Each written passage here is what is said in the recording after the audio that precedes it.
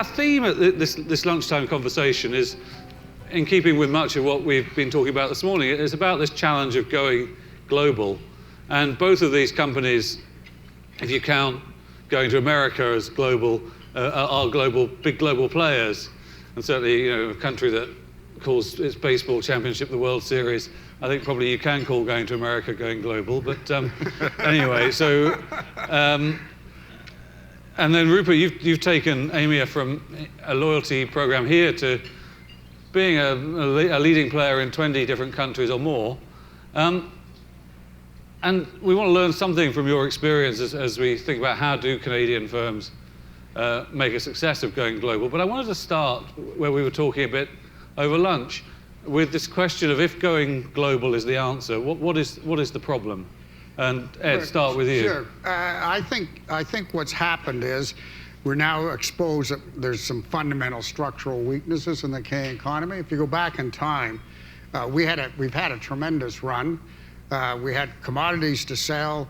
We had a cheap Canadian dollar. We built up our manufacturing. Most people were bringing it down. And then the financial crisis came, and China re-stimulated its economy, so we then had a commodity boom. At the same time, the government ran very loose monetary and fiscal policy, so we had a housing boom. And so Canadians come from that and say, this all worked pretty well. But meanwhile, what's happened is the exchange rate has moved up. The US has become way more competitive in response to the financial crisis. And so in fact, we've lost the fundamental, particularly for a place like Ontario, that I say built its strategy around trying to beat Michigan. And I think when you look back and you say, what do we know about our next door neighbor, is America will pay its poor less and its rich more. And we try to occupy the place where they're going to pay the poor less, and we're not going to win that way. They're willing to deunionize, we don't want to deunionize. They're willing to have split salaries in their manufacturing sector. They're willing to do the things you have to do to compete for the manufacturing. So if you look at Ontario, they moved from 2002, have a $25 billion current account surplus in goods to a $36 billion deficit. That's a 15% swing in Ontario in effectively the current account for Ontario. So it has to now change strategy because it is not going to outcompete, particularly when then you add cheap energy. We export our energy, the United States holds its energy in and forces the prices down, and the benefit then goes to the manufacturing sector. So they're running a completely different strategy, and we haven't changed. And that means we've got to change. We can't run a domestically induced macroeconomic strategy anymore. We've got to solve our current account balance problem. Rupert, do you share that view? Well, we sort of agreed before he came on that he'd be doom and I'd be bloom as opposed to gloom. And so... I thought I was supposed to poke fun at you all the time. That's what I thought. I got mine in first. So I think that, yes, we have those structural challenges that have got us to where we've got to. I think, though, we have an extraordinary asset base in the country, and I'm not talking about stuff that we dig out of the ground or we grow on the ground. I mean, we've got great human capital. We've got a very good education system. We've got a very high quality of life. We rate very well globally on those indices. And we have an extraordinary population that is incredibly diverse. So if we can work out how to exploit that, and obviously that's part of the rest of the conversation, I think we have a great opportunity, and I see it as much going east and west and even north than just going south. And there are huge advantages to the US market, but it's also very challenging, particularly for the kind of Mittelstand, to use a German expression, companies that we have right the way across Canada, who I think could do very well overseas, even if it actually would be harder for them to do well south of the border. Just to re-emphasize that, so one of the structural is 50 companies account for 50% of our exports. So we are the most concentrated in the world of having our exports in a few companies. And why do you think that is? I think it comes out, again, history. When we built an entrepreneurial class around managing, branch plants, digging commodities out of the ground, and you don't have to, as I say, you don't have to convince somebody that oil has a use. You're just selling into a commodity market. Whereas in the new world, you have to come up with an idea that's better than every idea out there and convince people that it's a better idea. So we didn't build an entrepreneurial class because we had a pretty good game going here. And that game is being taken away from us, and that's what we have. That's the mental shift that we have to get governments to do, but also business leaders to do. We have disgracing fact that we have the best tax regime in the world for R&D, and we have the lowest R&D by private sector in the world. I mean, that's an amazing statement about our entrepreneurial class. And part of that is because of the fact we have been a great place for particularly US companies to have satellite plants, subsidiaries, et cetera. And whilst that's very good for, particularly for sort of blue collar employment and general economic activity, it doesn't actually give you an engine that you could then take back out of the country to other markets. So we've sort of been hamstrung by our success and the value of the low dollar into, frankly, a fairly complacent situation, even further emphasized by our performance during the financial crisis, which Canada came out looking so good because of the stability of the financial sector and other supporting infrastructures. And it left us with a situation where we were quite a lot better off than most other G20 countries. So it looked like we didn't have to try hard. I'd argue if we don't try hard in the next decade, we will fall materially behind. So you're now gloom again. So, yeah. Well, I think, you see, I think we're quite aligned here, is that I think if you can do the headship, because the way I put it when I'm talking about this is stop competing with Michigan and start competing with Massachusetts. Okay, so what does that mean? And it means that, like, we're sitting on, if you ask a government official, what do you think about education and what do you think about health? They think of it as a liability. It's an expense to them. A businessman looks at the demography and health and says, if I could have that kind of growth rate for my products, I'd die for that. And if I had this concentration of capability, I'd say, how can I multiply that and use that? That's not in the way we think about these things, because we lived off these sectors that then paid for us to have these two things, great education and great health. So we have to have a fundamental shift, whereas you go to Massachusetts, and they talk about trying to compete in the 21st century rather than the 20th century.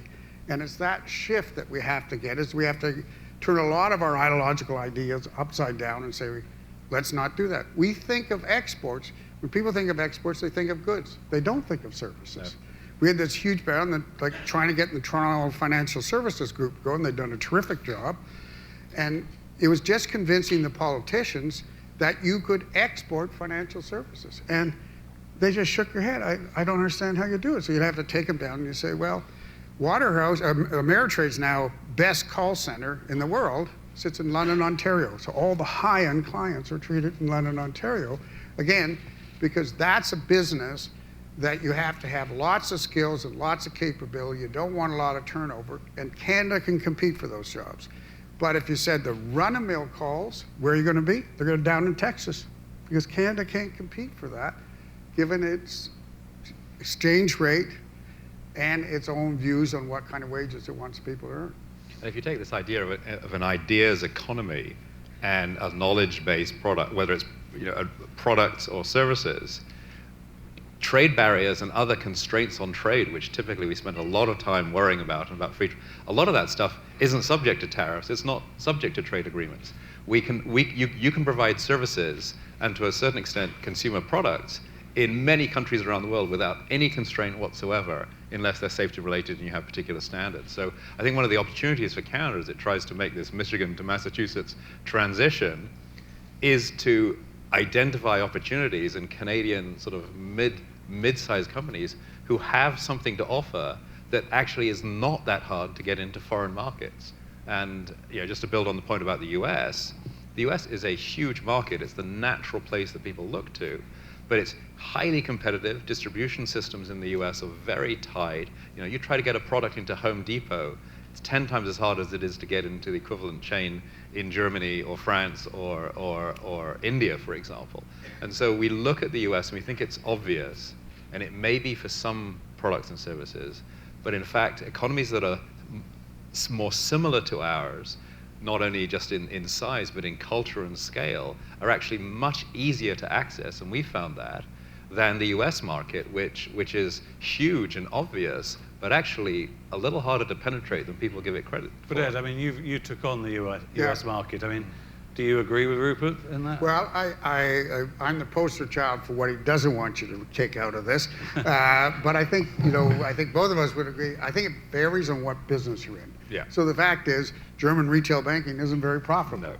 No. So it's not necessarily the world is the place to go. Trying to get into China today in the bank is no fun experience. And so for us, the United States, we were able to go in the United States and in less than 10 years become a top 10 bank in the United States overall, and top 3 or 4 in all the areas that we chose to compete. That's an unbelievable, and the areas we chose to compete are 2 to 3 times the size of Canada. So you can get just enormous growth if, and I think that's the important thing, is do not cross the border other than with your best suit.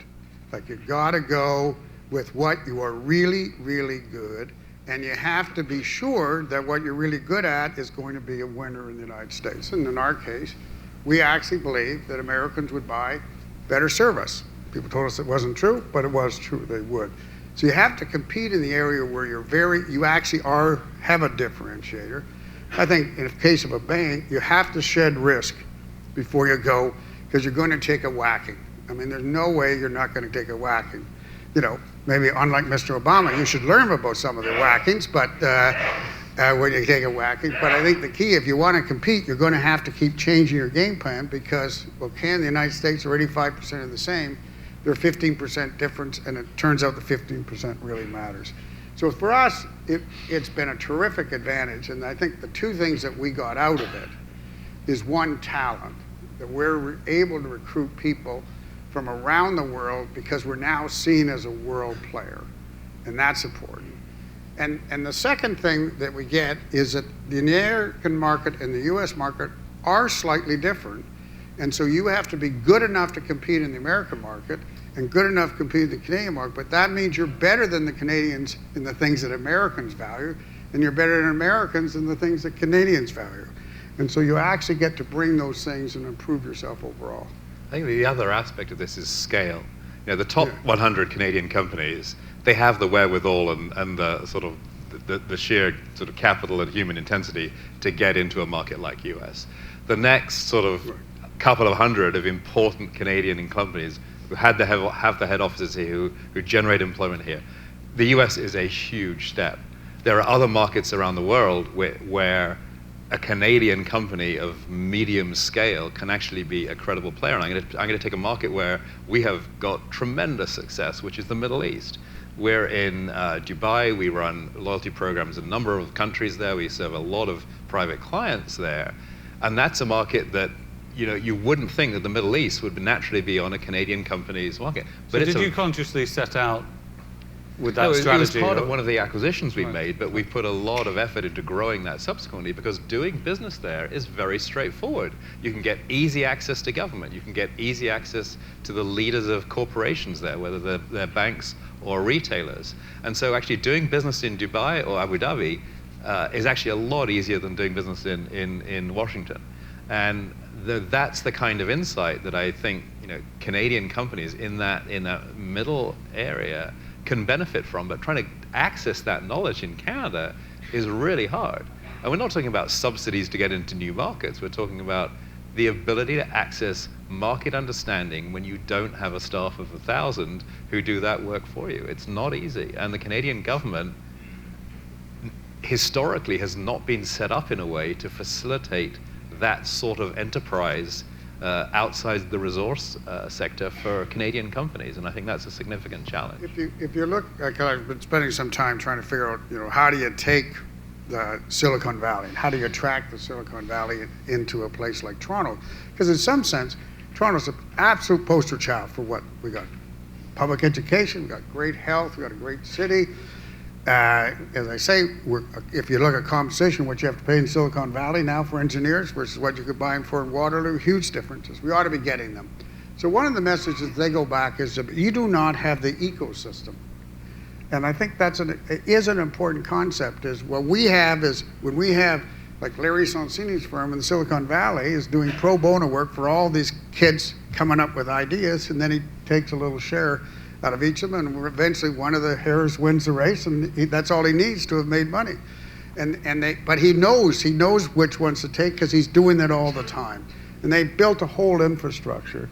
I think when you haven't been, you don't have, like Italy has, if you don't have a whole set of companies that have gone out there you haven't built the ecosystem Yeah. yet. And Well, it's so a question I raised with with Ron and the Ontario Teachers Plan earlier. I mean, it seems to me a long-term pension fund system ought to be seeding a venture capital industry that's going to create the businesses that are going to be there in the long term. But he didn't seem to feel that was something he felt comfortable doing, and they're looking at it, but nothing really happening. I mean, do you think the pension fund system is failing in that sense? No, look, I don't think the pension fund system is there to create Canadian champions, right? And you know, we're a But small better than the country. government doing it, is it? True, and I'm not suggesting that we should have an industrial policy where we pick, 3 winners and put everything in, although there have been examples like that in aerospace in Quebec, which have been incredibly successful with that strategy. I think it's much more to do with what I think is a sort of second big theme is ambition. I think, Canadian executives with either bright ideas as youngsters or running the next tier of companies need to get out into the world and see those opportunities and need to have facilitation to do so. And I think that's a huge lack here. We're not a mercantile nation. We're not a Holland. We're not a Britain. We haven't come from a history of trade being the thing that kept our very small countries alive. We're almost exactly the reverse, but I'd argue that we're in that situation now. We have a population of 30 million against some real juggernauts that are growing around the world. And unless we're smart and nimble like the Dutch and the British were 200 years ago, we will get left behind. And if you look at what those governments did then and still do, so for example, we have a big subsidiary in the UK. The British government has been more helpful to us getting into some of these foreign markets in terms of offering advice than the Canadian government has. It's not because the Canadian government's not interested. So what would you They want? don't have the skills. What would you want from the Canadian government? So, for example, I would love the Canadian government to have joined up writing. In other words, there are a number of departments in the Canadian government, whether it's industry or foreign affairs, et cetera, that deal with various aspects of international growth. They don't actually talk to each other. Now, the minister, Ed Fast, is trying to get them to talk to each other. I'd actually say they should go one step further, and they should have some form of client relationship management, where as a mid-sized company in the tech sector, and you want advice about how to get into Asia, there's somebody there who will do all of that facilitation within the government for you, rather than you having to traipse around 10 different departments. I would hope that you go into our consulate in Osaka or somewhere, and the Canadian government person there, the trade guy, would understand what it takes for a commercial or a service business to make contacts and network in the country, as opposed to introduce the people who use the natural resources or the processed materials.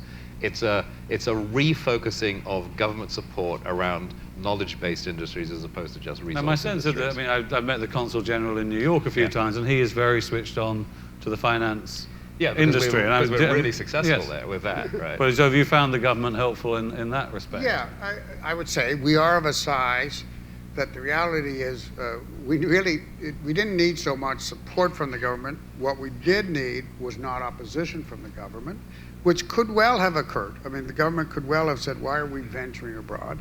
And instead, what we got was enthusiastic endorsement, and that helped, because then government officials, who are critical to our business, obviously, said, okay, clearly the Canadian government likes you. And that was really the main thing was, did they say, this is a good guy, good company, we like this company, we're happy with what they're doing. But I would say, if not your issue about the small companies, the other thing that I think, because I think, I don't know, maybe it's ideological bias here, but if we wait around for the government to change Canada, then I'm a little worried that we're waiting a long time. But I do think, companies that have successfully gone abroad, we have to find a way to tap into their ecosystems. And we're not very good at doing that. It's everyone reinvents his wheel rather than to say, okay, how do I ride? If we have big companies out there, we don't tend, as Canadians, we don't tend to say, okay, we're all on the same team here and we're going to go up and down together. And whereas other small countries do that. They do think of themselves as, hey, we're all on the same team here. And I can remember going to a brewery in Australia, and the sign was, do it for Australia. Well, that is a typical, and they think of themselves as Aussies. And if they can help their guy out, they help their guy out. And I think given we have some companies that have gone abroad and been successful, we have to get into their ecosystem. The one thing I would say that governments have to do is, think about the country as a business. And what you would do is you would line up your assets and line up what your weaknesses and say, how are you going to address them? That's why I go back and I sit there and I say, you go and you say, we have more mobility than the United States has. We have more foreign immigrants every year than the Americans. We have a better immigration policy. We could do better yet again. But, we've got public education that works. We've got a health system. There's incredible amounts of things that the fact that we have a 100% government-owned health system gives us an enormous competitive advantage, and we use none of it. What would using that? Things like, there's a discussion going on now with a Korean firm that has this, and they're trying to figure out whether to test a drug in Canada or test a drug in the United States. And so some of the hospitals are getting together and say, well, we'll support this because we can get all the hospitals. We can get you a client base that you would never be able to, be very hard to accumulate in the United States, and we can do that. There's a drug they're testing for ambulance. That the key is that it be administered by the ambulance drivers day one. Well, as it happens, we own all the ambulances. That means you can actually go to the government and they say, okay, we're going to train these people, we can test this drug for you. But you have to think of this as not a liability, but a sitting there that says there's commercial enterprises. But does that go completely against the culture in the Canadian health system? Right, and I think the other thing that I think you have to figure out, like all things, we are not as competitive as the United States. We are not as cutthroat as the United States. And that's a problem. I think there's issues with that. But we do get along. So an example, again, I'll take Arthritis Division of UHN. They're the only place where all the doctors that are in arthritis have agreed to share their samples with each other. In most hospitals, the knee guy doesn't want to talk to the shoulder guy, want to talk to the back guy. And so they have the only research lab that has all the things where they can actually show these things. So we have to figure out what is our culture, and one of our cultures is we get along and can do things together. And that's why I go to the export side. We got to figure out how companies that are successful abroad say, how do I bring my buddy along? Yeah. In the case of a big company like TD, one of the things we can do is endorse their products by buying that product. It makes a huge difference if you try to go into a market, in particular, if you went in the United States and said, well, TD uses that product, that's how a small firm can get going. You've got a calling card. And we don't do that yet as a society. Rupert, do you share that view, Rupert? I mean, is that... Yes, I think... You just want the government bureaucrats to do your job. No, that's the last thing I wanted to do. And as I said, I think for the large companies, it's much less of an issue. This idea of sharing capabilities and expertise, we have that. We do have global, successful service businesses and product company. I mean, just think of Montreal. We've got CGI, we've got Bombardier. So we've got companies that have been there and done it for decades and are very good at it. So what for you is the biggest obstacle for because so many of these there are so many Canadian countries that are companies that have got to about sort of Mittelstand size, as you say, and then they either sell up or they just stop growing. What's the reason for that, do you think?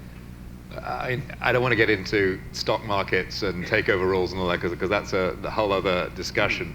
But I go back to the second point I made about ambition. I think it does seem like a huge leap if you have never been an exporter or you've never done business overseas.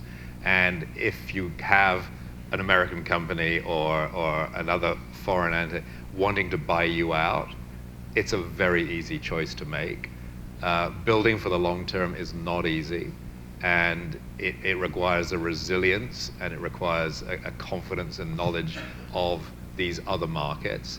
We have that intrinsic in our population, but we don't leverage it. And I would argue, I would completely agree with Ed, that the idea of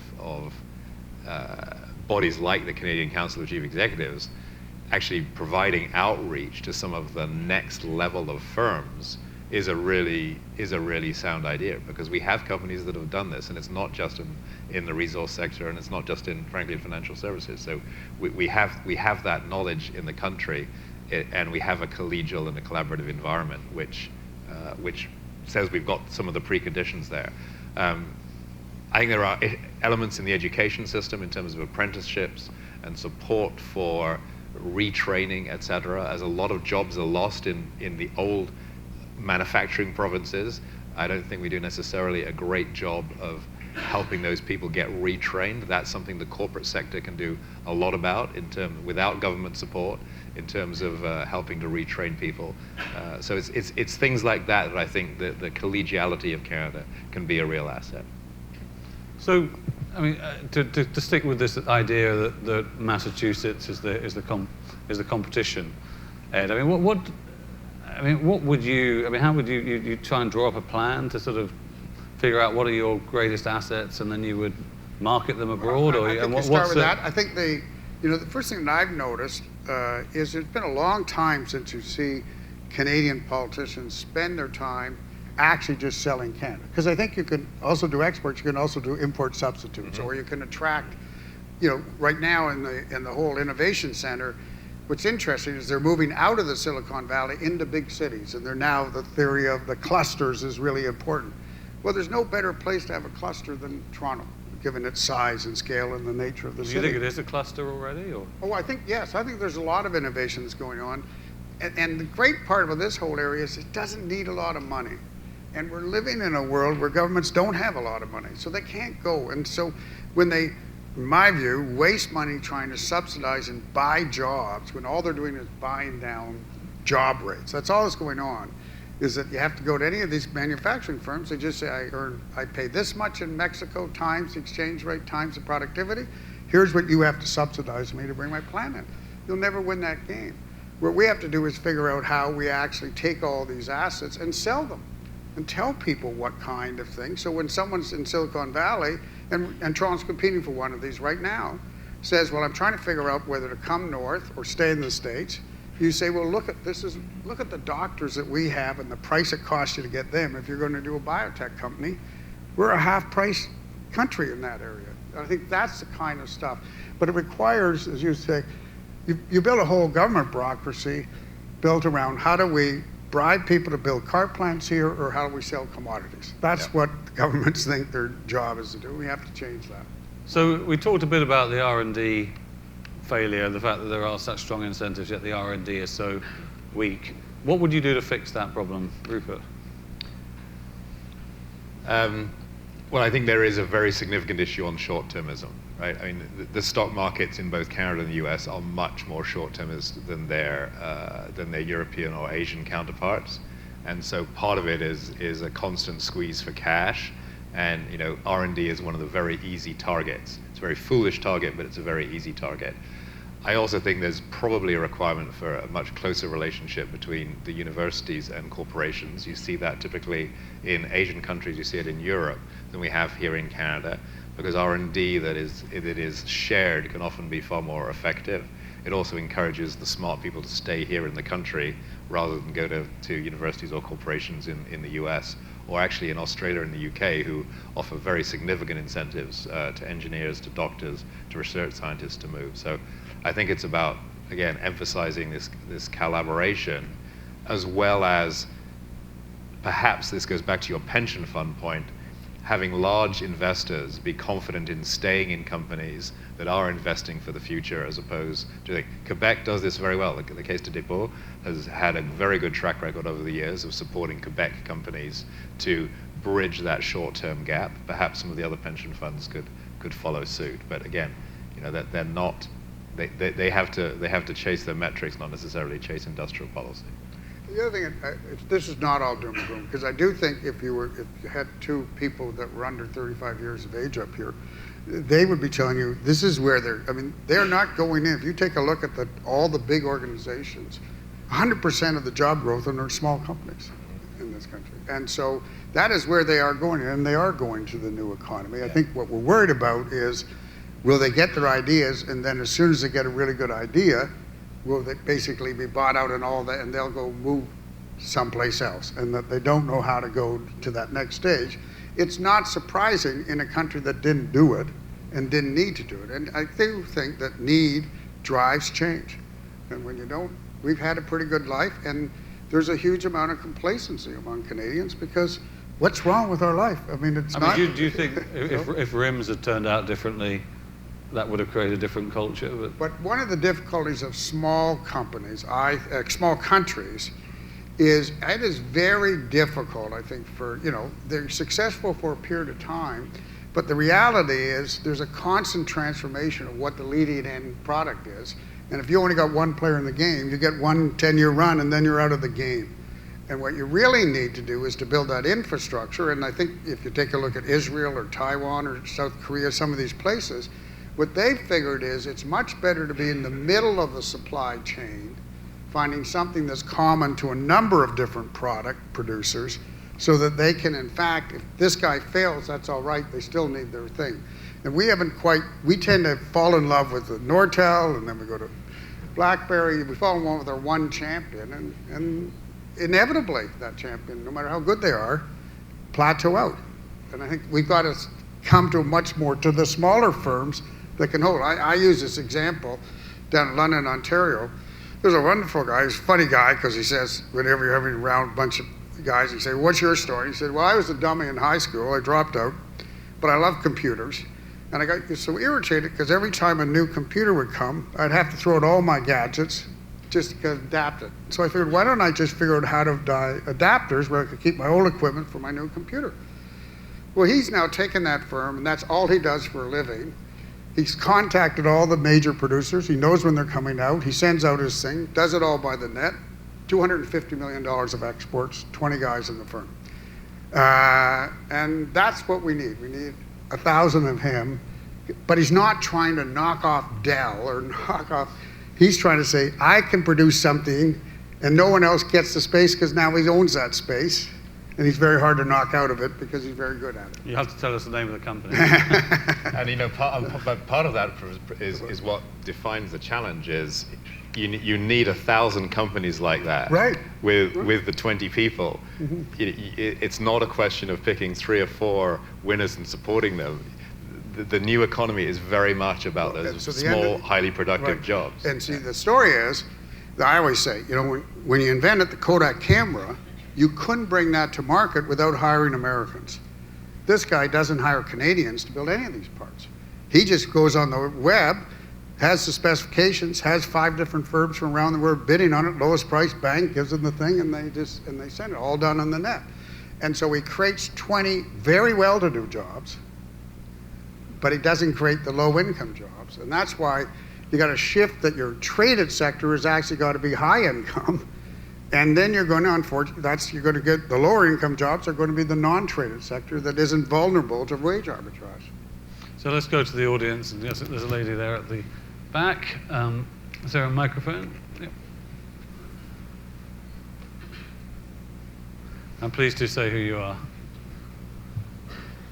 Katie Ward, Build Strong Cities Corp. So, Ed, you hit on something that was mentioned before in the previous panel. I think Diane Francis hit on it as well as Ailish Campbell. And you started to talk about the new economy, because I've heard over and over again as we're talking about exporting and global markets, moving goods, commodities, and moving people, but we're not talking about moving ideas. And so this is a generational thing because I'm about half your age, and all of my colleagues. Actually, that makes you pretty old. I looked it up on Wikipedia. I said, "Can I say I'm half his age?" Yeah, I know. Maybe I shouldn't say that, but I looked it up on Wikipedia so I could confirm. You're too much of a gentleman to say how old you are. Yeah, so I will do. The point is, my demographic is I'm surrounded by entrepreneurs, and I work in international economic development, so helping them enter foreign markets. They're all knowledge-based and they're all digital-based.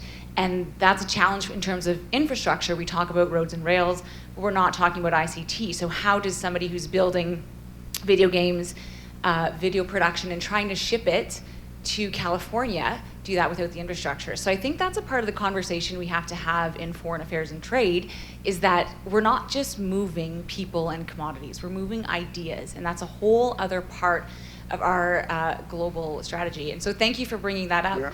And but maybe I your think comments. part of the answer, as I'm saying, is I think you have to build you have to sit there and build the ecosystem.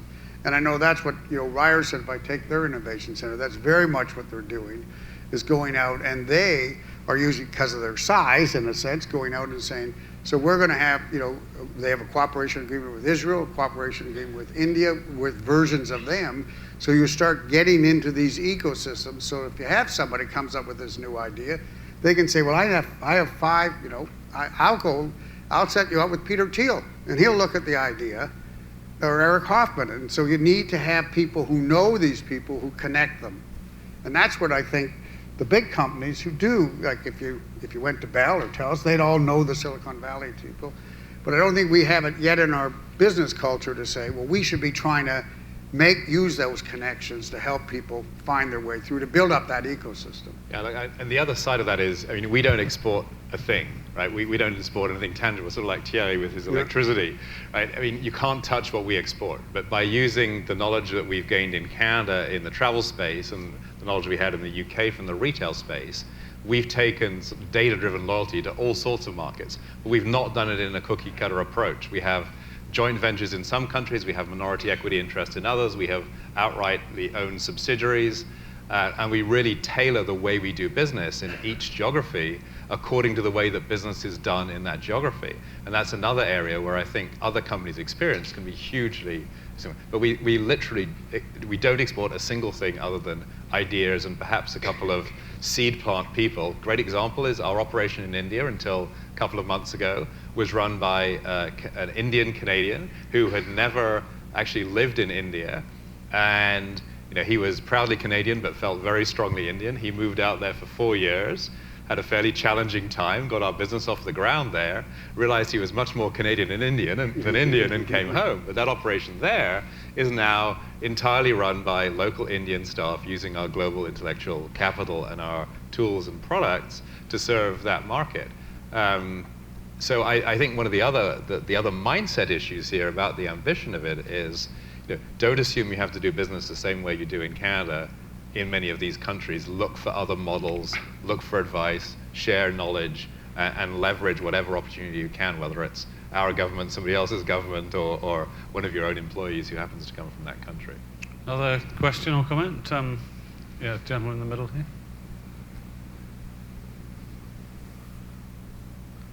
Sorry, just to follow up on your comment about replacing Michigan with Massachusetts, and I think that analogy is never more relevant than the automotive industry, which is the industry that I represent. So I think, I think you're echoing some of the comments that Roger Martin made last week about Ontario in terms of we can't just do the same thing as everybody else is doing. We need to figure out ways to create a new industry. So I mean, in looking at the automotive industry, it seems like we do need to find those ways to what's our competitive advantage, how do we go to the economy of the 21st century, Right.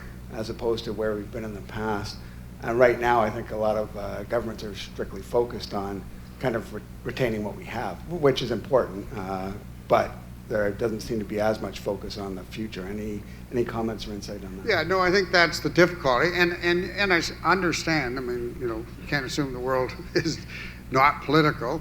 You're losing the jobs. You say, well, I got to stop the bleeding before I can try to figure out how to, to go forward. But in the end, if you think there's a great BCG study that said in all these basic manufacturing industries, you only ask 3 questions: what's the wage weight, what's the productivity, and what's the exchange rate? And if those numbers don't compute for you, no government in the world has enough money to solve that problem. And so what you do have to do is you got to go up the value chain and try to figure out. And that's, as I say, in our case, we know the call centers, we can have the highly sophisticated stuff in Canada, but we cannot compete with the United States on the unsophisticated stuff. And the same must be true in the auto business. You're going to get in certain parts where you say, okay, we got something different, and you can build your industry around there. And how do you get that forward looking? That's got to be the critical thing. We had a comment over there. Thank you for an excellent session. John West is my name. Again, on the issue of Michigan to Massachusetts, to what extent could foreign investment in Canada help make that shift in the Canadian economy in the same way that I think foreign investment basically created the manufacturing sector here in Ontario?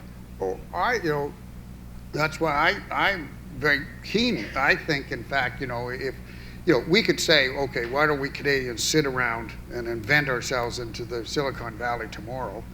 I'd much rather get a bunch of guys out of the Silicon Valley to say, why don't I have a wing up here in Waterloo where I know there's just stacks and stacks, or I have an immigration policy. If you go down to Silicon Valley, they would say the United States immigration policy is killing them.